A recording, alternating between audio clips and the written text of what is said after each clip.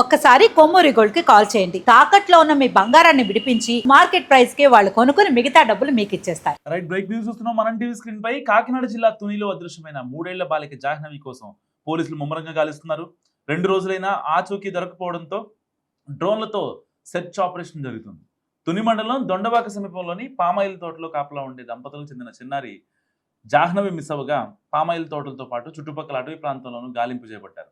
పాపతో పాటు పెంపుడు కుక్క కూడా కనిపించకుండా పోవడం ఇప్పుడు షాక్ ఇస్తోంది. అయితే బాలికను ఎవరైనా కిడ్నాప్ చేశారా, లేదంటే పొరపాటున అడవిలోకి వెళ్ళిందా అనే కోణాల్లో పోలీసులు విచారిస్తున్నారు.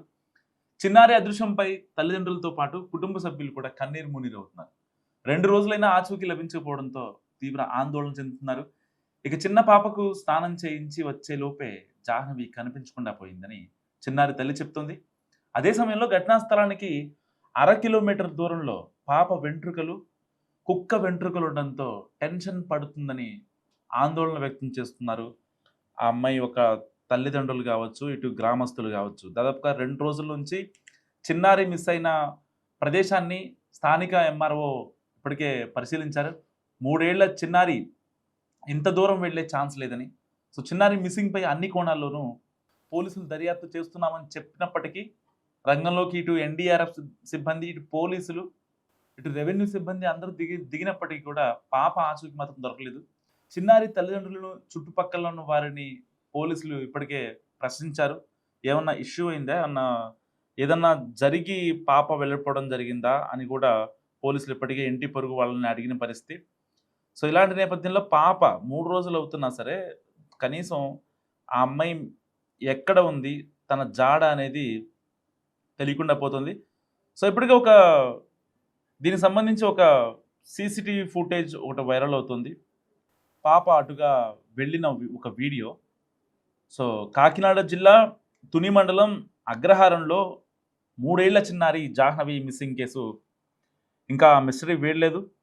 పాప ఎక్కడుందో, ఏ టైంకి వస్తుందో తెలియక ఇటు తల్లిదండ్రులు అగమ్యగోచరంగా ఉంది వాళ్ళ పరిస్థితి. అయితే పెంపుడు కుక్క ఇంటికి చేరుకుంది.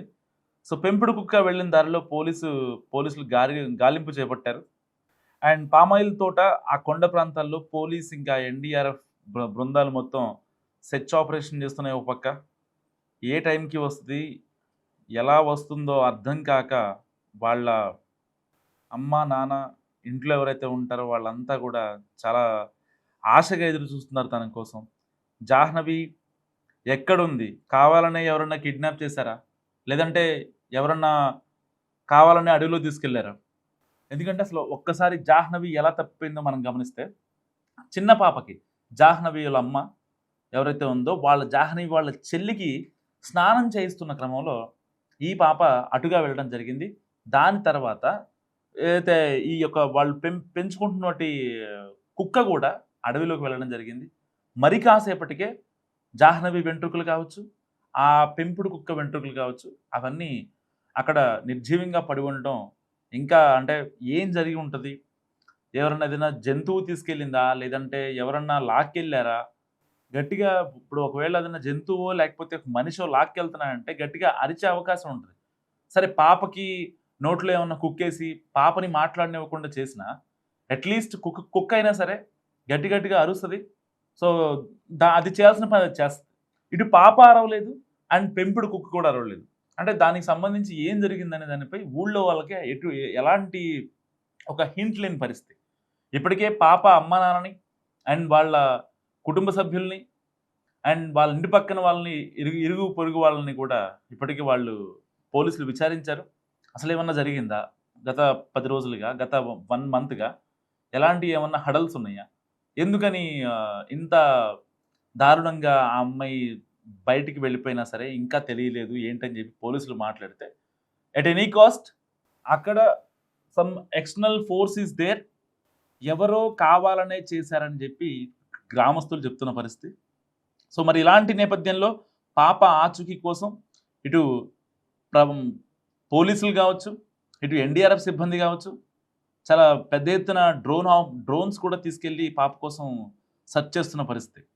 సో ఏది ఏమైనప్పటికీ పాప ఆచూకీ కోసం ఒక ఊరి మొత్తం చాలా ఈగర్గా వెయిట్ చేస్తుంది.